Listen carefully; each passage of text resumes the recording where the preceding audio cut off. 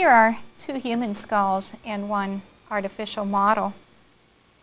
And I would certainly enjoy walking you through the wonders of the skull. It is one of my favorite things to teach in the lab because the way it fits to the brain is so wonderful, the way it protects the brain. The skull cap is made of the frontal bone and then the 2 parietal bones. They are attached to each other by sutures, which are fibrous joints. They mean sutures, you know, means sewings, and you can see them right there, right there. When a baby is born, the suture should be open. Once our skull stops growing, the sutures close, we say, and further growth in the size of the skull is not possible. Well, where do we want to start? We can start at the face and then go laterally and inferiorly and inside, and that will work as well as anything. Now, here's the situation with a real skull. I prefer real models because real is real. It looks real and it is real. They tend to be brittle, especially these ones are probably at least 50 years old. This one's in pretty good shape. The teeth of this individual, this was lost in the lab, not in life. Let's start with the frontal bone, and then the 2 maxillary bones, or maxillae, and then the jawbone, or mandible. Our frontal bone forms the roof of each orbit, and the lateral part of each orbit is formed by the zygomatic bone, you might call your cheekbone. Medially, that's in the middle, there is 1 ethmoid bone that has sinuses in it. The little lacrimal bone has dropped out. But if I take this artificial skull, I can show you the same thing, maybe even a little better. There's that little lacrimal bone, my frontal bone, zygomatic bone. Here is the right orbit or eye socket. The floor of it is formed from the frontal bone. Laterally, it's formed from what you would call the cheekbone or zygomatic bone.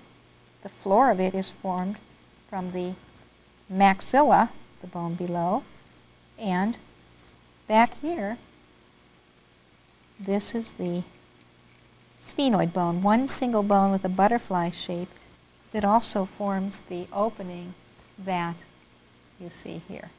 That opening is the optic foramen. A foramen is a hole, and that is where the optic nerve, which is a very thick nerve, goes through to the brain.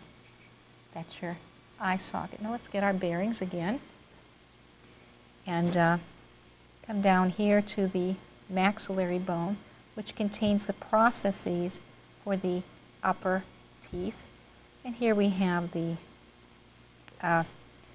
mandible. A lot of interesting anatomy. This individual had the wisdom tooth, grew through very nicely on the bottom. But can you see up here it was impacted? And there you see it, a little bit of it exposed, but not too much. Let's just check this side just to see how things are. Oh, there it is on that side. Never completely erupted, the wisdom tooth. But on the bottom, there's a little more space. The temporomandibular joint is the joint that you see here. It joins what's called the mandibular condyle to the mandibular fossa, and it is a hinge. It's a hinge joint. Sometimes people have pain in it. You know what this is? It's called the coronoid process, the big temporalis muscle for chewing, which is up in your temple, inserts there and pulls the jaw upward powerfully. The problem with this particular skull is if I try to show you the nasal cavity, much of the anatomy there, the bone there is so delicate it's been broken out. But I can show you the 2 little nasal bones. If you wear glasses, that's where they sit. Let's look at the artificial skull for that, though, for a second, okay? Here we see the nasal septum. It's built out of an inferior bone called the vomer, and up top here, up top is the superior bone that meets it is called the perpendicular plate of ethmoid. It's part of the ethmoid bone, which also forms the medial wall of the orbit. Well, let's go laterally.